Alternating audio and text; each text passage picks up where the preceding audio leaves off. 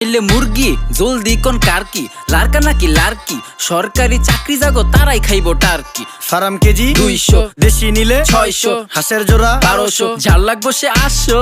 পকেটে টাকা আছে আর মাত্র 500 বাবা। গরু মুরগির দাম বেশি, আজকে সবাই মাছ খাবা। চিংড়ি মিংড়ি রুই টুই বল নাকি কাতলা, শিং মাছ নিয়া ভাবিরে জোল রানতে কোন পাতলা, ইলিশ আসছে দিয়া দেই কালকে আবার বৈশাখ। বাপ সাপ দেখে আমগো মনে হয় কি লাট সাপ, গরিব মানুষের বৈশাখ, ইলিশ মাছ না পুঁই শাক। সিলভার কাপ না তেলাপিয়া, আমার দেন পাঙ্গাস মিয়া।